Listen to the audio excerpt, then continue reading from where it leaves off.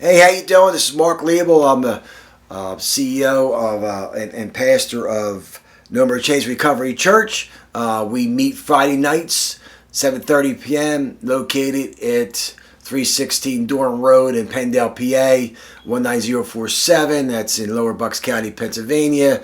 It's a judgment-free zone. The service is the meeting is geared towards those in recovery, those who have addictions, hang-ups, and hurts. You come as you are. So I want to encourage you to come on out. Any questions, 844-LIFE-NEW. Give us a call, 844-LIFE-NEW. That's 844-543-3639. That's a mouthful. So hope I'll see you then. So today we're looking at our overall theme for this week is trusting God / stop playing victim. And our Bible verse today is Hebrews chapter 13 verse 5. And it goes as such. Hebrews chapter 13 verse 5 says, "Don't love money. Be satisfied with what you have. For God said, I will never leave. I will never fail you. I will never abandon you."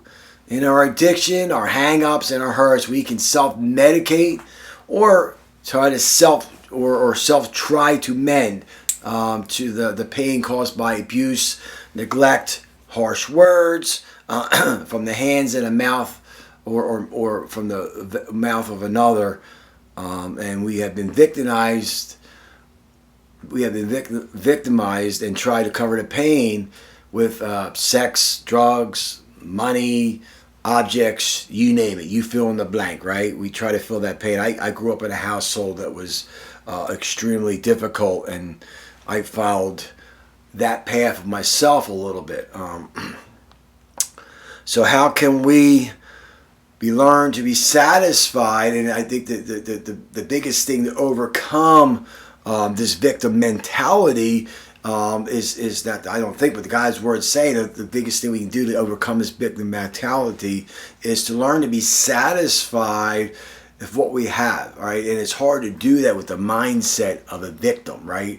Because then we're always searching, we're always seeking, we're never satisfied because we've been hurt, and there's a trust issue there. Right, and we have low self-esteem, and you know, we have this thinking, this mindset that this not a healthy thinking. But God says to be satisfied. Don't love money. Be satisfied with what you have. For God has said, "I will never fail you or abandon you." So how can we learn to be satisfied with what we have? To strive to live with less, rather than desiring more, or give out of our abundance, give out of our abundance rather than accumulating more. Relish what we have rather than resent what is missing in our lives is extremely critical. Learning to be a giver, all right, even though somebody took from us and we were victimized, and somebody took something from us, so it's hard for somebody that's victimized to give back because they don't feel like they have anything to give back. But we all have something to give back. We all can learn to be satisfied in life. We become satisfied. Our mindset shifts, and we can be satisfied when we realize that God's is sufficient for all of our needs. Christians who become materialistic are saying, but by their actions, that God can't take care of them, or at the least they won't be able to take care of us or them the way we desire it, right? So at least that He won't take care of them the way they want it to be, right? We want it our way. We need to be taken care of our way, and we need to trust God that He knows best for us. Insecurity can lead to the love of money, whether we are rich or poor. The only antidote, the only solution is to trust God to meet all of our needs. See, God's love expressed in what He has provided. God's love is expressed for what He has provided, and remember that money and possessions will pass away. In Philippians chapter 4, verse 11, I encourage you to read that at your own time. We learn in that verse that we learn to be content in all circumstances. We need to learn to trust God and not what we see in front of us, the possessions we see, known as our possessions, as little as or great as they may be, but we need to learn to trust in God in all things.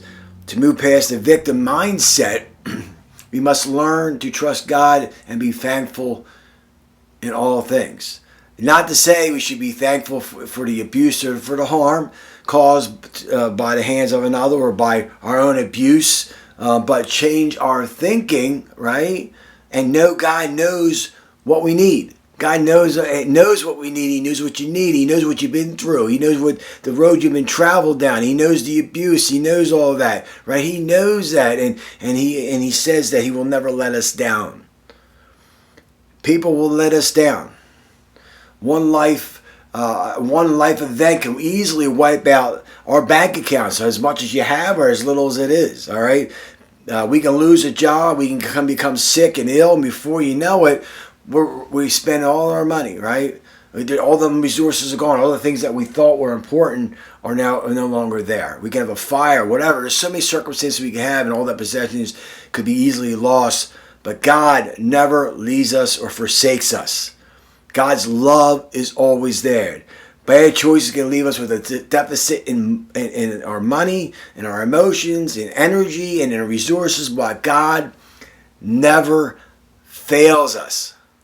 Nor will He ever give up on us.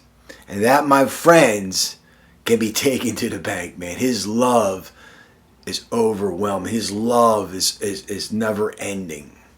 And we can trust Him in all things.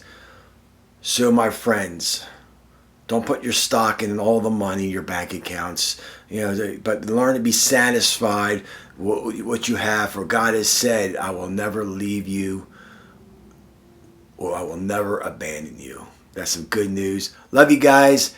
See you tomorrow.